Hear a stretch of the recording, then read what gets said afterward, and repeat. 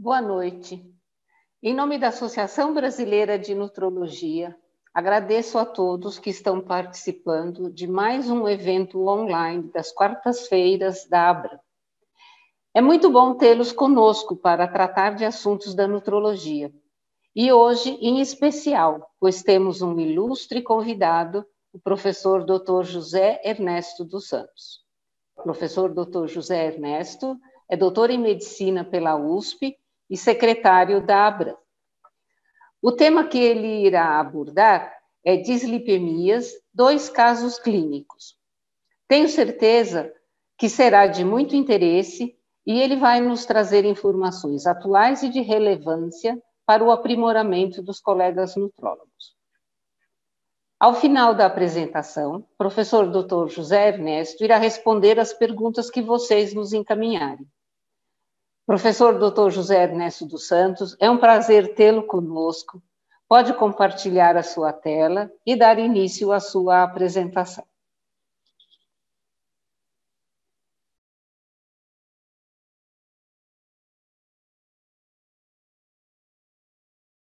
É que eu estou procurando aqui.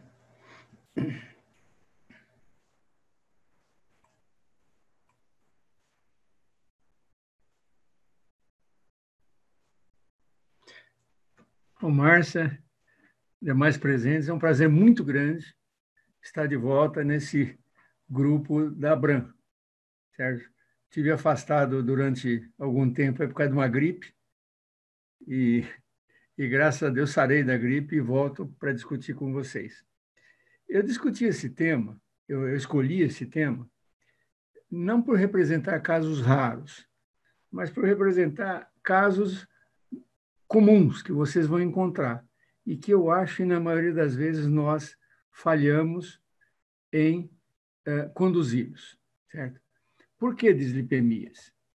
Vejam bem, num estudo feito por um grupo chamado ELSA Brasil, estudando uma população muito grande de adultos, estima-se, e aqui não é igual ao Vigitel, que se telefona para o paciente, é com dosagem, que a prevalência de hipertrigliceridemia entre adultos de 35 a 74 anos, do sexo masculino seja 40,7%, entre as mulheres, 23%. Na hipercolesterolemia, 57,6%, entre as mulheres, 58%. E HDL baixo, 20% entre os homens e 14% entre as mulheres. Ou seja, esse sinal bioquímico é muito frequente. E, como fator de risco, juntamente com hipertensão, obesidade, estresse e outros fatores que vocês conhecem, é responsável pela principal causa de mortalidade no Brasil, que é o infarto agudo do miocárdio e as suas consequências. Esse paciente, que eu vou discutir com vocês, ele me procurou alguns anos atrás, certo? Ele foi encaminhado por um cardiologista para avaliação e conduta em relação à hipercolesterolemia. Ele relata que teve um episódio de dor precordial em 1994. Ele tinha 77 anos, certo? Sendo diagnosticado um infarto agudo de parede inferior. Teve uma boa evolução, sendo que não sabe se foi realizado trombólise. Ele fez um CAT com diagnóstico de oclusão total de coronária direita, com circunflexo e anterior normais. Após esse episódio agudo, certo? Ele era engenheiro agrônomo, foram realizados os exames de rotina. E se observou, e isso é interessante, que só nessa situação, às vezes, se encontra um paciente com 77 anos, um colesterol total de 287, uma trigliceridemia de 321, e um HDL de 40, ou seja, uma hipercolesterolemia, hipertrigliceridemia e hipoalfa-lipoproteinemia. Ele foi medicado com AS, atenolol, o caso é antigo, teve uma boa evolução clínica e com as medidas dietéticas propostas, ele perdeu peso e após um ano, com 8 quilos a menos, apresentava colesterol de 289, ou seja, não mudou, não é surpresa. A trigliceridemia, sim, responde muito bem à perda de peso e um discreto aumento do HDL, provavelmente consequência da redução do triglicéride. Essa foi a história inicial desse paciente. Foi, então, proposto para ele o uso de estatina para redução da colesterolemia. Hoje, provavelmente, esse paciente teria tomado estatina na CTI, certo? Na unidade coronariana. E após 2 meses do uso de simvastatina, ele começou a apresentar dor muscular intensa, que o impossibilitava de realizar pequenos trabalhos em casa, e mesmo realizar as caminhadas propostas pelo médico. Foi proposta a troca de simvastatina por atorvastatina.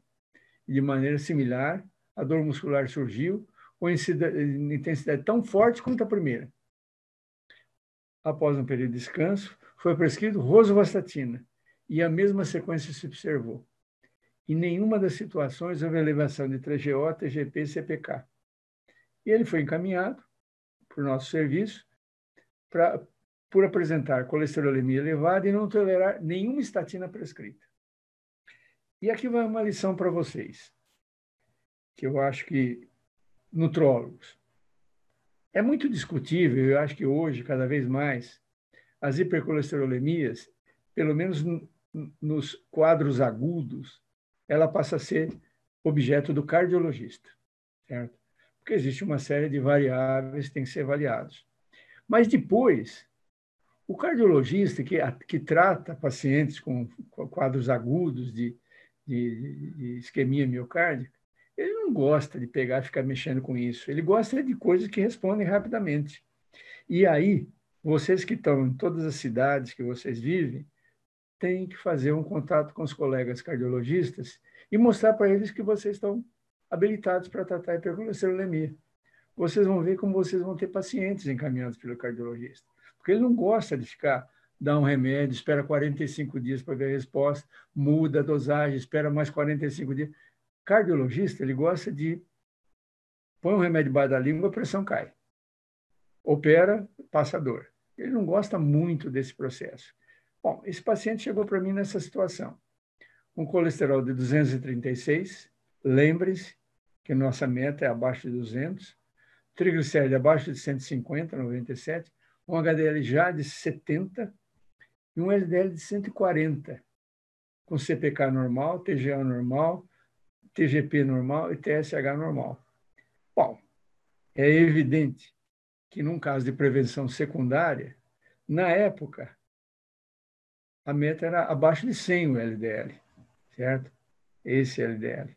Hoje nós pensamos em abaixo de 70, porque existem evidências que as pessoas abaixo de 70. E, veja bem, se vocês analisarem como é que as estatinas foram lançadas no mercado, começou com a lovastatina, depois a pravastatina junto com a simvastatina. A lovastatina e a pravastatina eram as menos potentes das estatinas.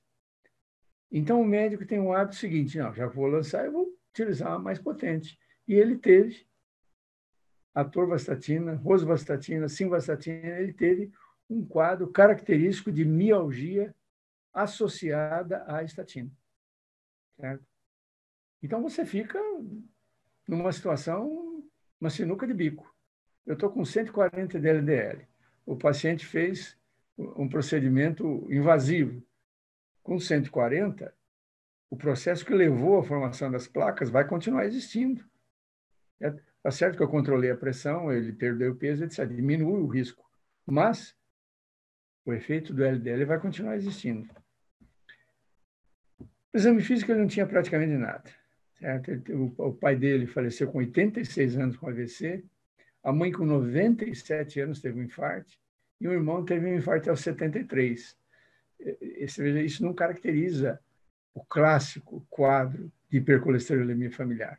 E no exame físico ele estava muito bem, tireoide não palpável, pulmões limpos, 2 bulhas rítmicas sem sopro, apresentava uma extrasístole rara, abdômen sem nada.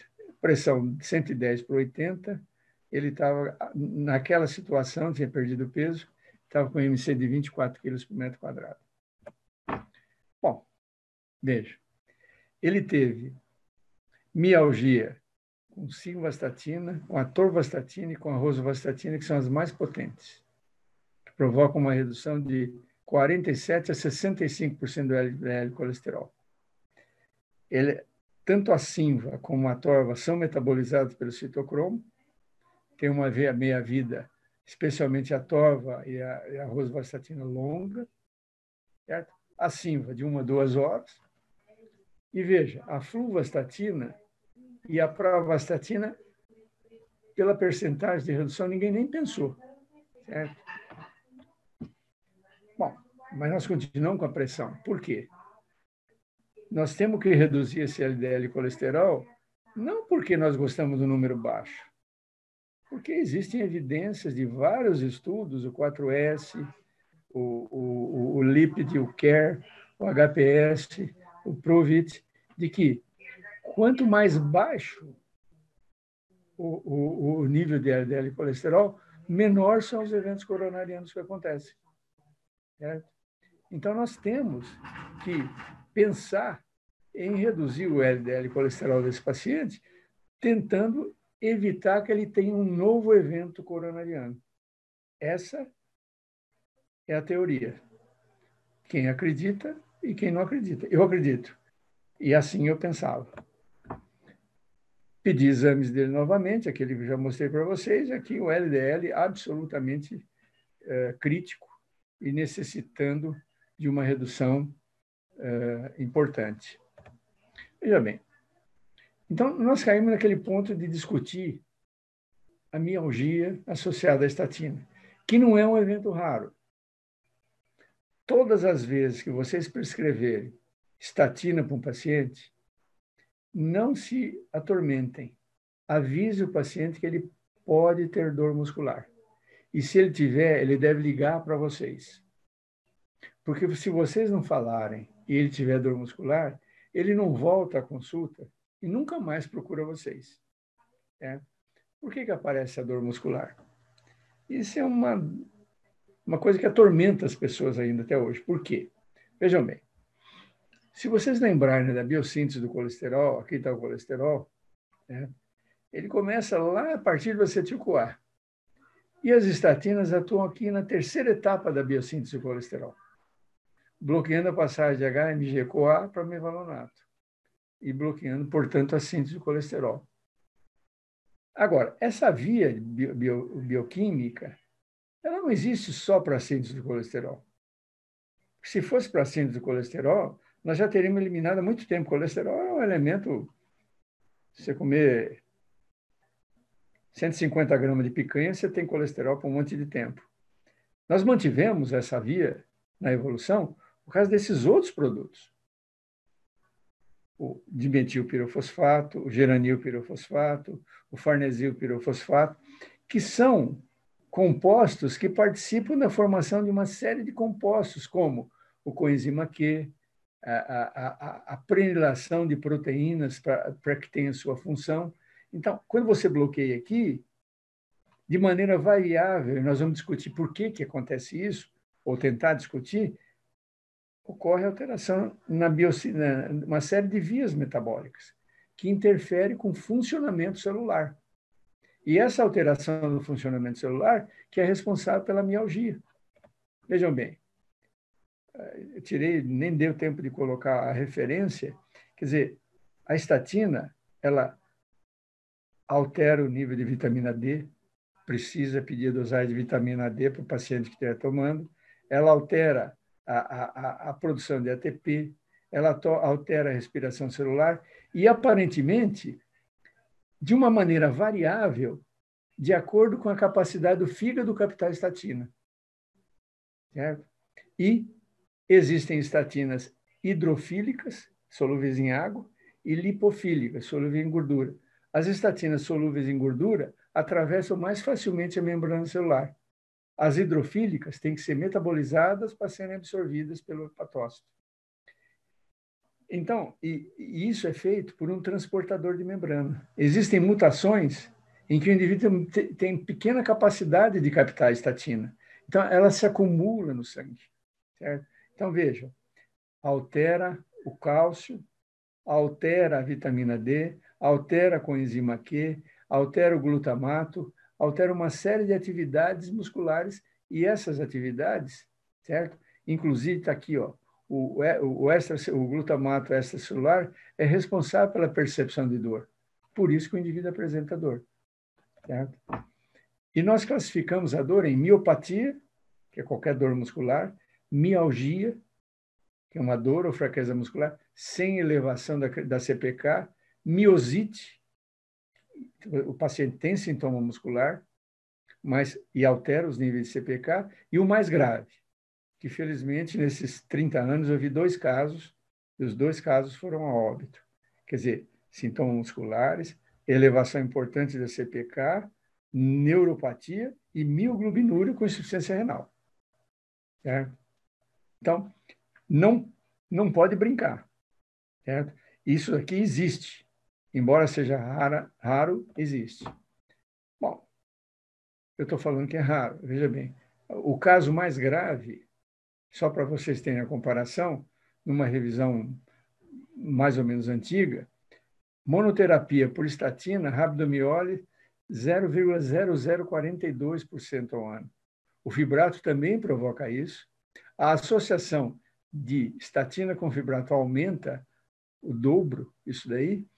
E vocês não são do tempo. Tinha uma estatina chamada serivastatina, da Bayer, que associada ao fibrato aumentava para 6%. Ela foi tirada do mercado. Né?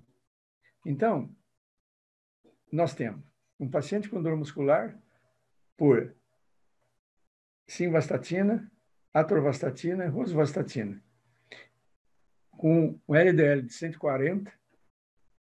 E eu esqueci de falar para vocês que existe um estudo chamado ELSA Brasil, que vocês podem procurar na internet, que fez aquela determinação da prevalência de hipercolesterolemia no Brasil. Existe um estudo em que eles avaliam quantos pacientes atingiram a meta sugerida pela Sociedade Brasileira de Cardiologia. E a percentagem de pacientes que atingem a meta é muito pequena. É muito pequena, certo? E aí é uma falha médica, certo? É uma falha médica associada a uma série de notícias negativas que surgem na imprensa leiga por colegas médicos que falam besteiras, certo? E muitas vezes o médico fala assim, não, toma estatina, mas não pede para voltar, não pede um exame de 45 dias inicialmente, depois 30 dias, depois 2 meses, e acompanha o paciente. Esse paciente que eu vou mostrar para vocês, eu acompanho há mais de 15 anos. Certo? Ele está com mais de 80 anos. Certo? Então, você precisa acompanhar esses pacientes.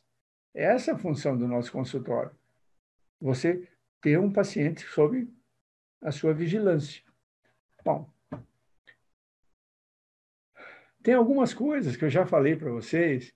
Quando você prescreve uma estatina, você pode imaginar riscos de efeitos adversos. Alguns riscos endógenos, os mais velhos têm maior... Bom, velho tem chance de tudo, né? Impressionante, é sacanagem isso.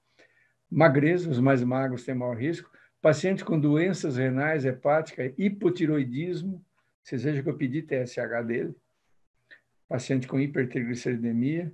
E algumas doenças raras, aquelas doenças que afetam o metabolismo muscular, que muitas vezes na forma heterozigótica não se manifesta clinicamente, mas quando o indivíduo toma estatina, ela se manifesta.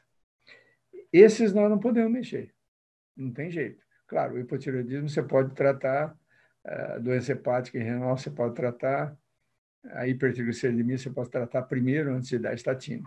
Agora, os exógenos nós podemos tratar. Consumo de álcool. Paciente que, quando tem um evento isquêmico, começa a fazer exercício violento e ele aumenta o risco. Paciente que está tomando estatina e vai ser submetida ou submetido a uma cirurgia, associação com ácido nicotínico e outros compostos que muitas vezes o paciente está tomando por sua orientação, ele procura um profissional de outra área. O mais frequente são os antifúngicos. O paciente está tomando estatina, vai num dermatologista, ele prescreve ketoconazol. O ketoconazol tem a mesma via de metabolismo das estatinas. Então, ela compete e aumenta a concentração no sangue, o indivíduo tem mialgia.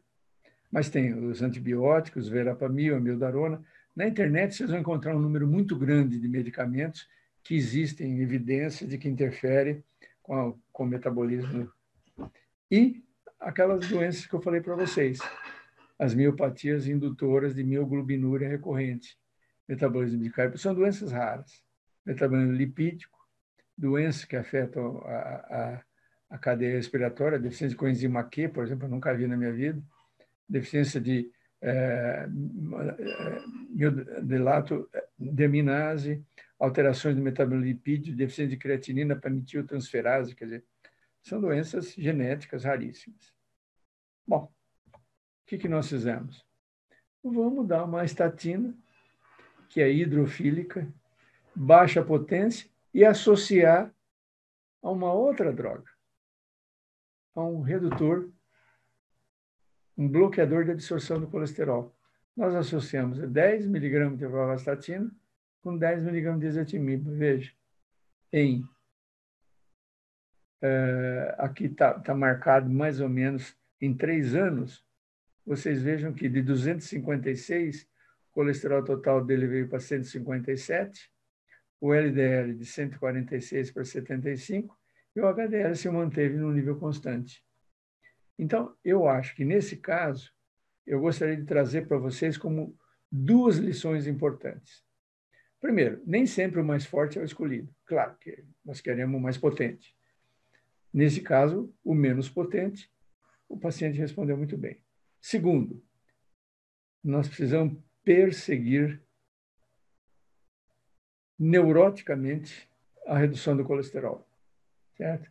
E hoje nós temos uma quantidade muito grande de medicamentos que podem ser usados, que podem ser trocados. No paciente com mialgia, você suspende, espera passar a dor, que geralmente desaparece depois de 1 semana, 15 dias, e troca por um outro medicamento. Nesse período, se avalia se tem outras drogas sendo ingeridas. Se puder, suspende. Se não puder, não tem jeito. Você vai ter que manter e usar uma estatina, como a pravastatina, que hoje praticamente... Esse paciente é mantido com pravastatina e ezetimibe até hoje. Certo? Muito bom. E vejam a evolução das TGO, CPK e TGP. Quer dizer, nunca passou de 39, de 41 e nunca passou de 190. Ou seja, era uma estatina muito mais captada pelo fígado, com uma vida média muito pequena, certo? E que, associada a um bloqueador de colesterol, deu o resultado que a gente queria. Provavelmente, se eu atendesse para esse paciente hoje, talvez eu tentasse usar um inibidor do P7K9. Mas veja que na época não existia, ele está sendo mantido dessa maneira. Então, esse era um caso que eu queria trazer para vocês, é um caso simples, corriqueiro, não tem nada de excepcional, mas que representa o nosso arroz-feijão do tratamento do hiperlipêmico, que nós precisamos parar e pensar em uma série de variáveis, e essas variáveis eu falei para vocês.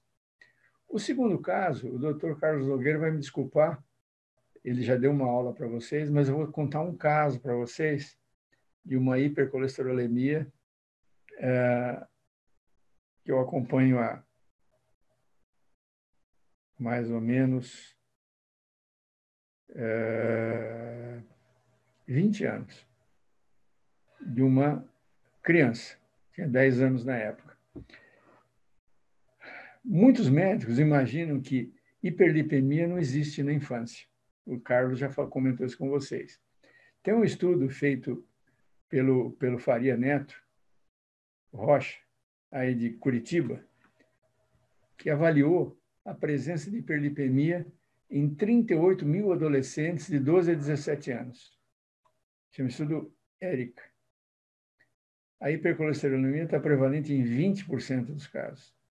A hipertrigliceridemia em 7,8%. E metade dos jovens tem HDL baixo. certo?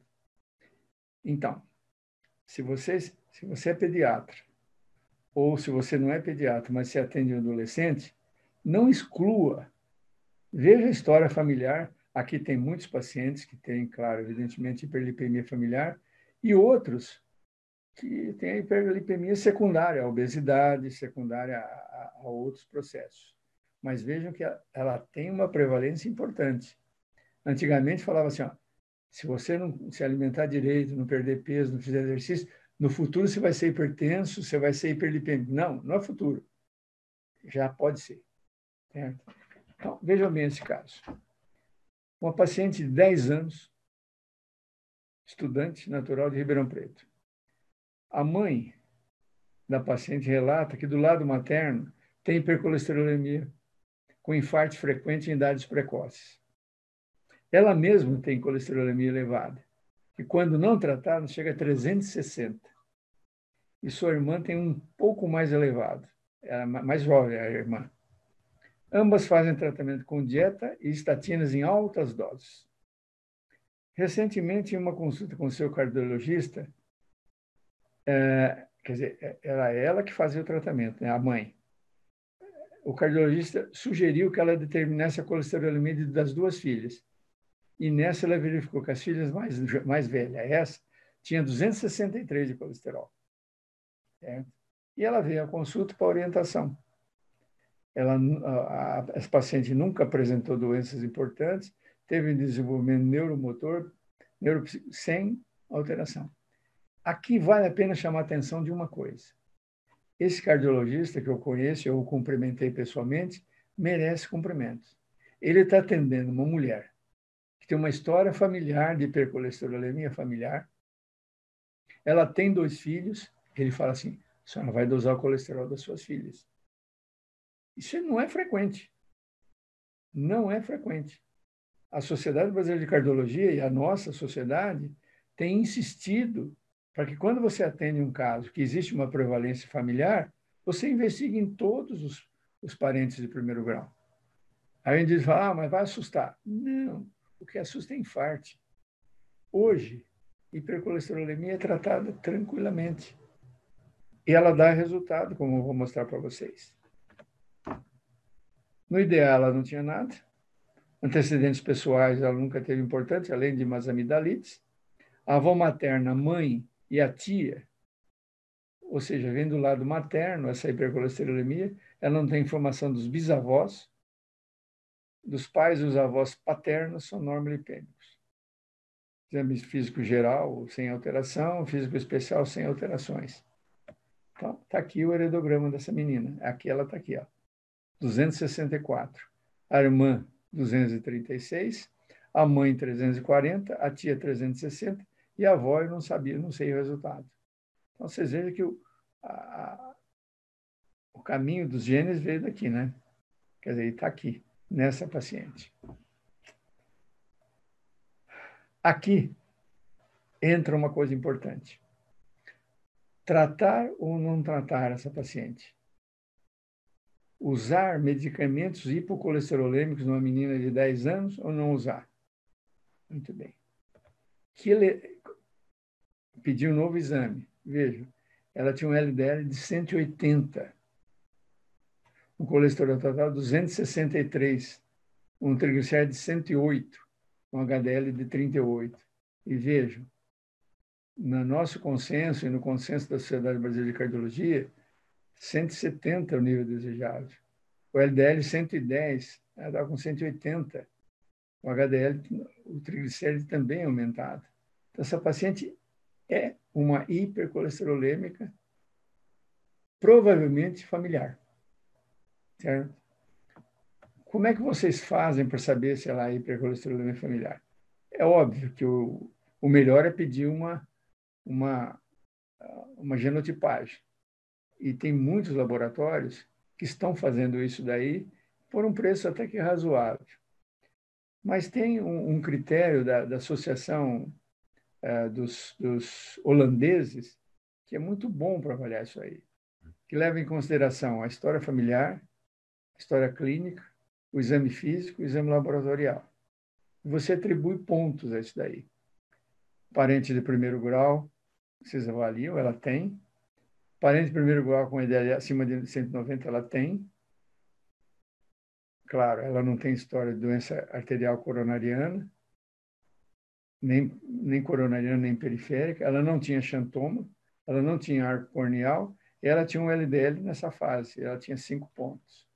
Então, na contagem dessa paciente, certo? Bom, se ela tiver uma mutação, não tem dúvida.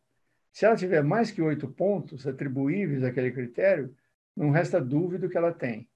Se forem de 6 e 8, é provável. Se forem de 3 e 5, é possível. Certo? Para que a gente faz isso daí? Nós sabemos que nas hipercolesterolemias familiares, o homozigoto morre ao redor dos 20 anos. O heterozigoto é ao redor dos 40. E as mulheres heterozigotas é ao redor de 60, 70 anos. E aqui estão os níveis de colesterol. Essa paciente tem um nível, provavelmente aqui, é o nível dos, beirando os, não chega a 390, ela está um pouquinho antes. Então, nós temos que tratar esses pacientes, porque esses pacientes têm a vida, o tempo de vida reduzido por causa da hipercolesterolemia, certo? E aí leva a um conceito que vem sendo desenvolvido desde 99. As placas de ateroma começam a se formar na infância, algumas até intraútero.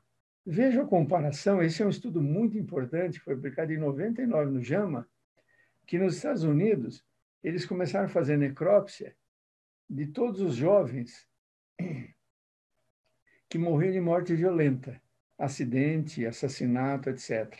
Certo? E analisaram a coronária direita, e vocês vejam, os hipercolesterolêmicos, com 15 anos, 57% já tinham estria gordurosa, 6% já tinha lesão elevada, e ela começa a aumentar, e a estria gordurosa se mantém constante. Na coronária direita, na aorta torácica, mesma coisa, 100% desses indivíduos já tinham estria gordurosa, e conforme eles envelheciam, aumentavam as lesões resultantes da evolução da estria gordurosa.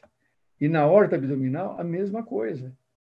Então, os hipercolesterolêmicos, eles começam a desenvolver as placas de ateroma e evoluem, vejam, 6 para 61% aos 30 anos. Lesões elevadas, certo? Coisa que os normocolesterolêmicos vão ter com 70, 70 e poucos anos. Então, a redução do colesterol nessa idade, ela é fundamental em termos de prevenção, não de ter infarto com os 12 anos, mas de ter infarto com 30 anos, certo? Para não reduzir esse processo. Como é que você vai provar isso daí? É claro que nos adultos, eles já têm estudos com ultrassom intracoronariano, não dá para fazer em criança. Mas o que os holandeses fizeram, que tem um sistema muito bom de controle disso? Eles compararam a espessura da carótida de indivíduos com hipercolesterolemia familiar e indivíduos controles em azul. E vejam, se você fala que aqui está o horizonte clínico, a partir daqui já começa a apresentar sintomas, os hipercolesterolêmicos começam a ter sintomas aos 40 anos, enquanto que os normocolesterolêmicos vão ter aos 78, 80 anos. E o que é mais importante, e não está colocado nessa aula, esses indivíduos trataram, reduziram a espessura íntima média da carótida. Então, nós sabemos que a hipercolesterolemia aparece na infância, que ela tem repercussão no tempo de vida e que, quando tratada, ela reduz a formação de placas de ateroma. A pergunta que se faz é a seguinte: tratar uma menina de 10 anos, alimentação, imagina que ela nascendo e vivendo numa família com a história familiar de infarto e de colesterol alto, ela já fazia uma alimentação adequada. Tá certo que dos 10 para os 14 anos, que começa a fase de sair, etc., muitas vezes piora a alimentação. Mas aos 10 anos ela fazia uma alimentação adequada. O pai dela, que levava ela no meu consultório, o pai dela era um indivíduo com 1,80 m, magérrimo. Sabia a quantidade de colesterol e gordura saturada em todos os alimentos comerciais e naturais. Essas famílias têm um estigma que ela tem que ser tratada. Certo? Muito bem. Aqui, na época, as causas de hipercolesterolemia, do receptor do LDL, da ApoB, da proteína ligadora do receptor, dos genes responsáveis pelo transporte intestinal, e acrescente-se aqui o PCSK9. Vocês vejam que a frequência aqui no Brasil do heterozigoto não é para 500. Os estudos do Dr. Raul em São Paulo mostram que é 1 para 200. O homozigoto é mais raro.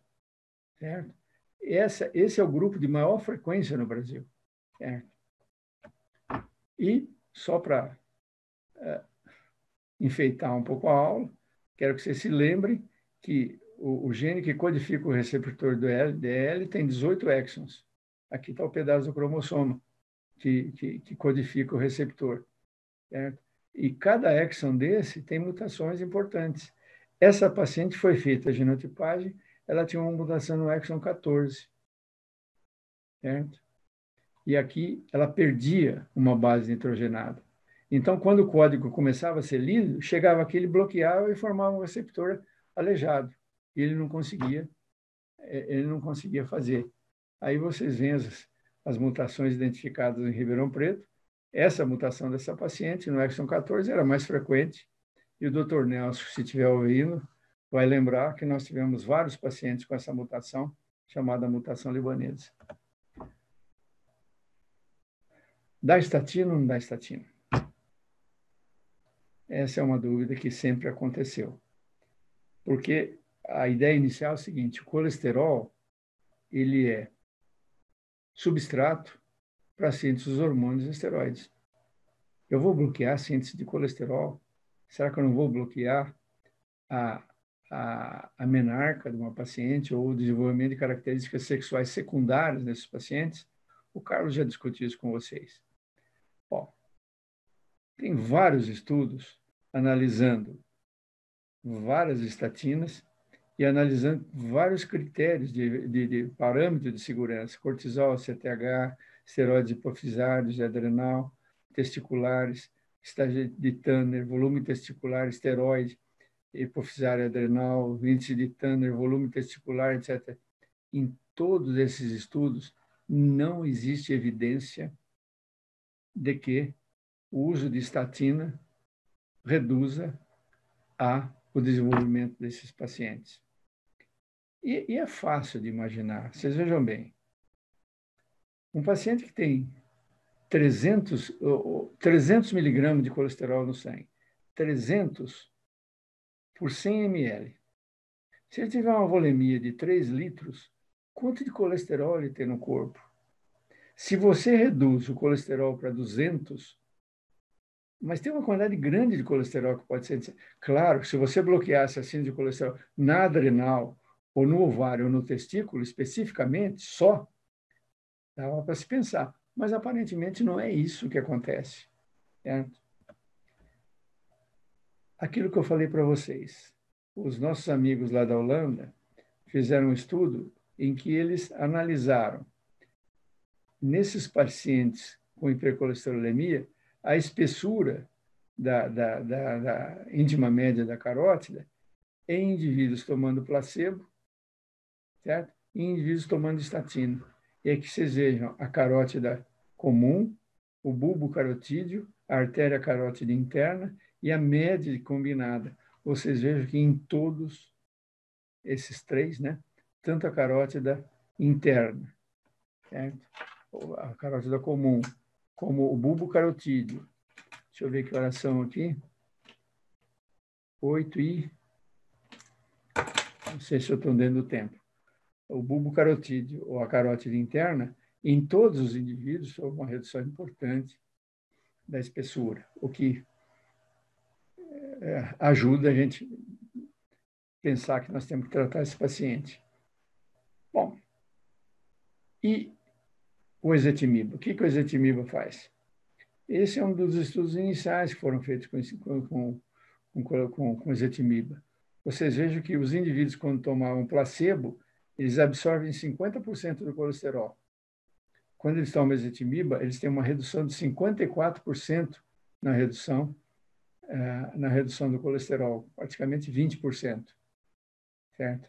Quer dizer, ezetimiba, graças ao ezetimiba, se identificou uma proteína responsável pela absorção do colesterol no intestino e que a ausência dessa proteína é responsável por uma doença genética rara, mas que existe.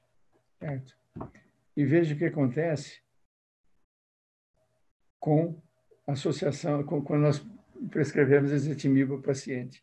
E isso daqui, eu quero que vocês prestem atenção. Olha o placebo e olha o ezetimiba. Vejam que tem um paciente que até aumentou a absorção. Isso é fenômeno biológico. Enquanto que de uma porcentagem de 70%, ele veio para 10%. Tremenda bloqueio de absorção. O outro, ele tinha 40%, ele foi para 45%. Isso é biologia, não é matemática. Certo? Então, o que nós fizemos com essa paciente? Ela estava lá com 260. Eu prescrevi Pravacol. Faz tempo. Ela tinha 10 anos. Hoje ela está é advogada. Ela está com 28, 29 anos. Certo? O colesterol foi de 258, foi para 226. Ou seja, e o LDL continuava no nível alto, de 200 veio para 167. Aí nós associamos a ezetimiba. Ela veio para 116 e quando outra coisa, os meus colegas lá do hospital endocrinologista disseram, Ernesto, essa menina não vai ter menarca, papapá. 10 anos, depois de 3 anos, ela teve menarca, colesterol 180, LDL de 87. Certo? Então, até hoje ela é seguida, eu me aposentei, ela não vai mais ao HC, ela vai no meu consultório, certo? Ela mantém uma colesterolemia baixa, e a irmã dela, que na época tinha 6 ou 7 anos, eu decidi na época não iniciar tratamento, comecei mais tarde, ela também apresenta níveis normais e com estatina associada a ezetimiba. Então, aquele caso de um velho, certo? Que apresentava mialgia com o uso de estatina. Essa paciente nunca teve mialgia, certo? E que o uso trocando a estatina, inclusive pelo uma menos potente, ele normalizou o nível de colesterol e está vivo aí com 80 e poucos anos. Certo? Essa paciente, ela é advogada, está com 28, 29 anos. Já está tratando há 18 anos com estatina. Nunca apresentou problema nenhum relacionado à estatina. E se apresentasse, a gente faria o mesmo processo, vamos trocar, vamos associar, e que a associação de bloqueio de absorção com bloqueio de síntese levou a uma normolipemia. Certo? Obrigado, thank you, gracias, merci, dank, grazie. Os outros eu não sei falar. Eu estou à disposição de vocês para perguntas que vocês fizerem, se eu souber responder. Obrigada, doutor José Ernesto. É um prazer ouvir sua aula, tão clara, tão prática. Vocês estão me ouvindo? Estou ouvindo, muito bem. Sim, ótimo. Aliás, então, passamos... agora passamos às perguntas. Todos muito contentes de vê-lo novamente. Doutora Gisele, também muito feliz de estar assistindo sua aula. E ela pergunta o seguinte, sobre a indicação das estatinas para paciente com miastenia graves. Há alguma observação ou contraindicação? Não deve ser usado. Até onde eu sei, não deve ser usado. Tenta usar ezetimiba. Certo? Porque esse paciente, com muita probabilidade, vai ter prejudicado a sua característica muscular. Ok. Doutora Simone Vale, existe indicação de fitoesteroides? Existe. Você pode associar também. Quer dizer, o ezetimiba, ele bloqueia a absorção. Os fitosteróides, até uma dosagem de, se eu não me engano, é ao redor de 2 gramas por dia, ele não bloqueia a absorção, ele compete com a absorção.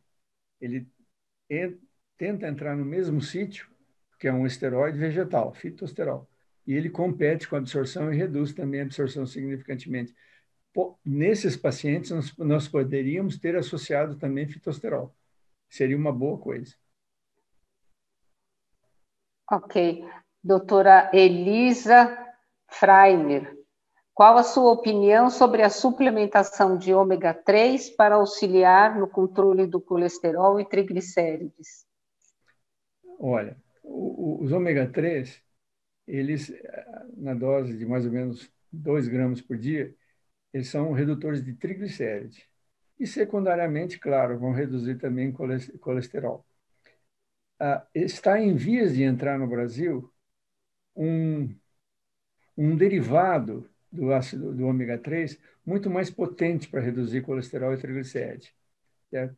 Ele não tem uma ação direta na redução do colesterol, mas como ele reduz triglicérides, VLDL, indiretamente ele também tem um efeito na redução do LDL.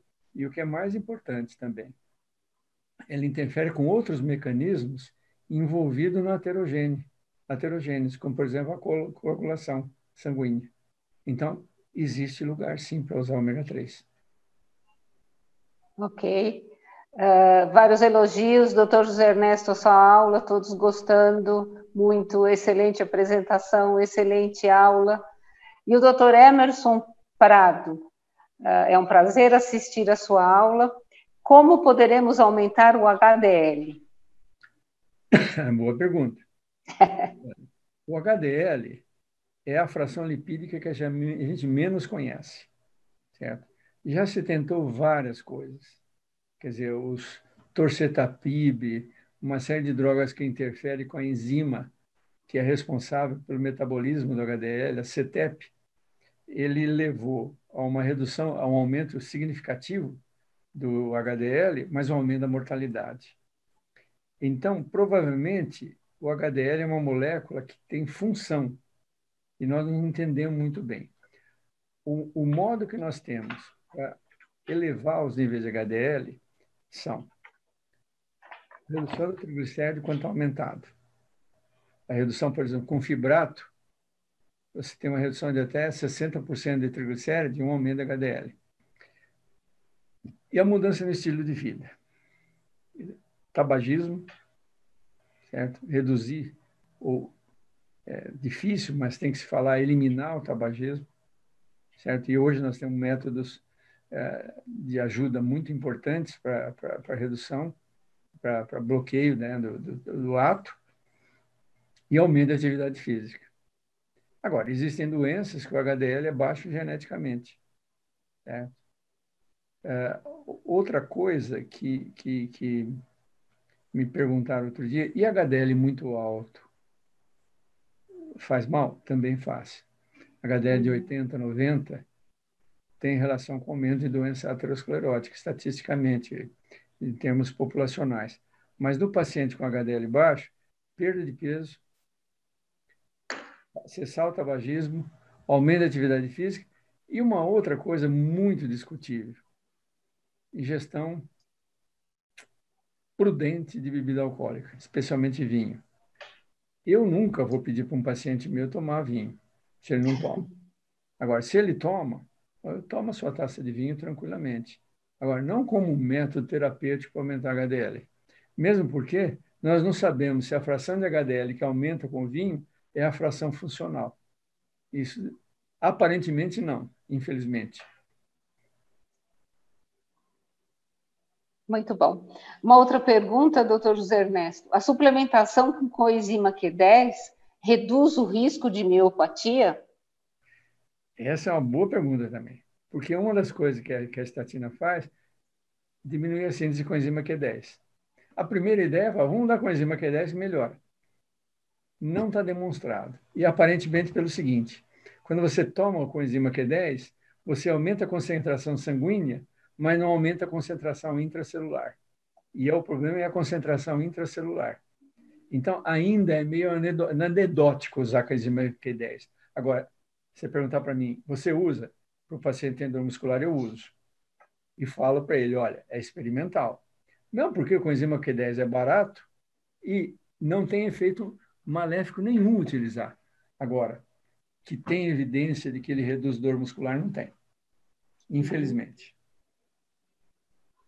Muito bom.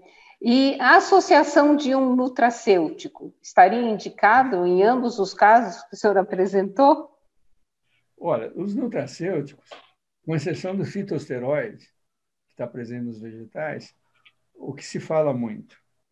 Berinjela, não funciona. Certo? Tem uma série de compostos que tem nessas lojas, que tem uma estante cheio de vidros vermelho, amarelo, verde, e não tem nenhuma função, certo? A única coisa que pode funcionar é realmente... A berinjela já foi estudada, teve uma época, que vocês não eram nascidos, que a berinjela era muito usada, eu acho interessante que o paciente tomava berinjela de manhã batido com suco de laranja. Uma vez eu perguntei para uma paciente, se você tomar isso daí e você tiver náusea, você liga para quem te orientou a tomar para reclamar? Não. E se o remédio que o médico te prescreveu der, você liga? Eu ligo. Oh, por quê, então? Quer dizer, liga para sua amiga também para reclamar.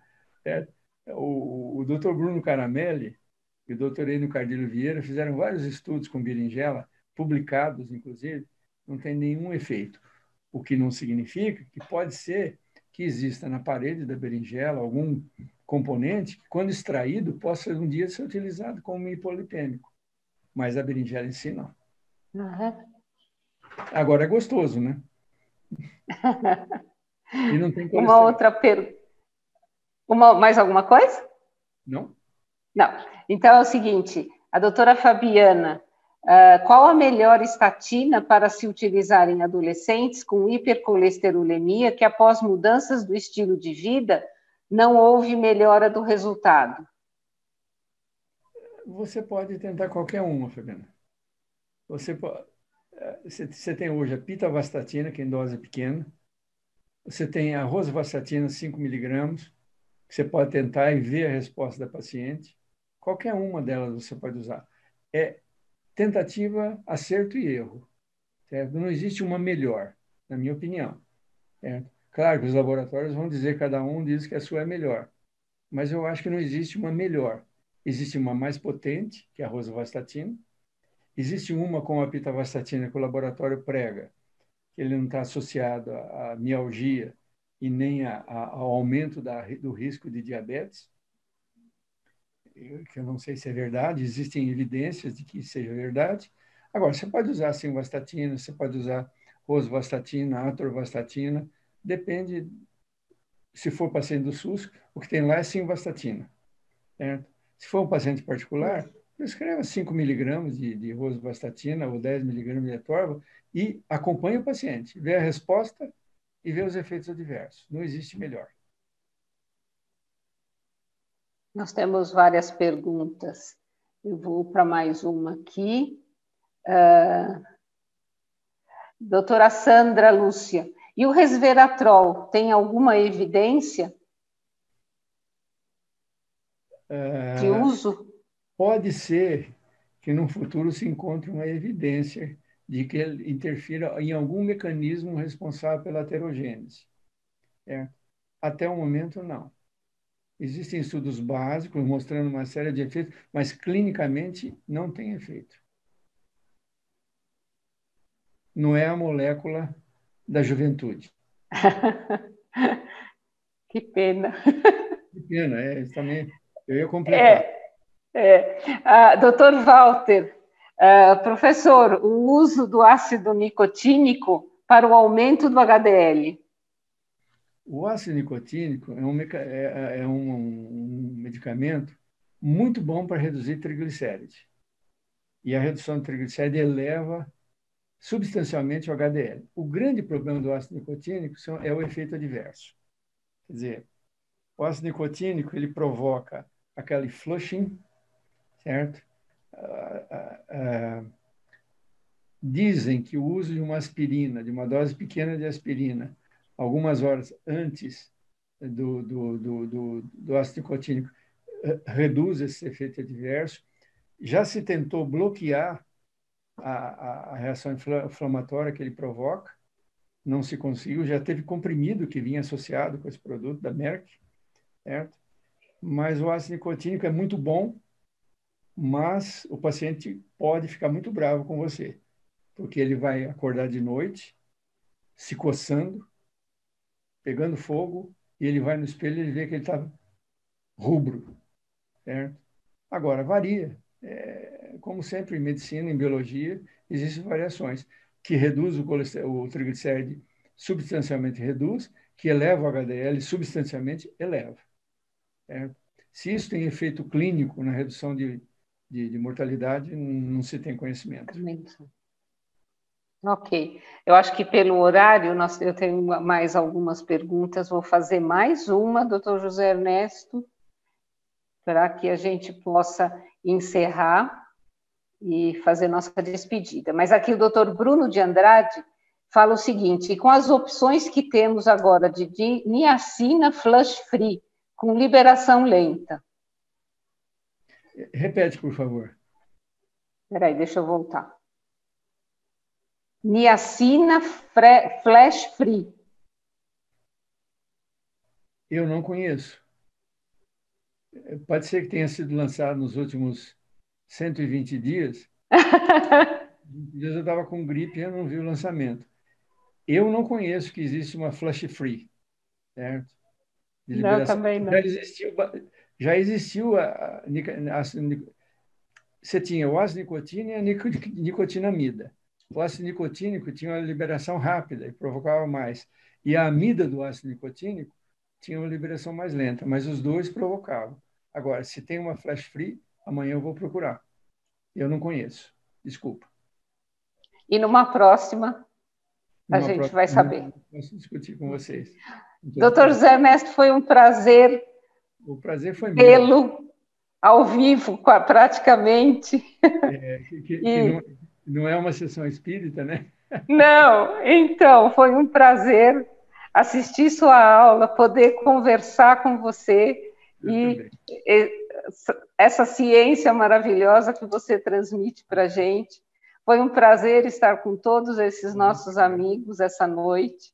Então, quero agradecer a participação de todos, as perguntas que foram apresentadas, que enriqueceram essa aula maravilhosa do professor Dr. José Ernesto dos Santos, que nos brindou essa noite com a sua participação. Agradeço a todos e passo a palavra para o nosso ilustre convidado. Bom, eu que agradeço o convite. Certo? Quer me deixar alegre, me convida para dar uma aula. Certo? E eu estava sem dar aula, né? Porque eu fiquei desligado, estava com gripe. Então, é um prazer muito grande voltar a conversar com vocês e expor. E agora, pensem bem, as ideias que eu passo podem ter coisas que são discutíveis. Não acreditem totalmente. Procurem no livro, nas revistas e confirmem se o que eu falei é verdade. Ninguém fala só a verdade. Tem coisas discutíveis. Eu agradeço vocês, foi um prazer muito grande e eu espero logo, logo que a gente possa se rever no presencial da Abram. Tá? Boa noite para vocês, muito obrigado novamente. Se Deus quiser, a sua experiência abrilhanta toda a sua aula. Muito obrigada a todos, boa noite e até uma próxima vez.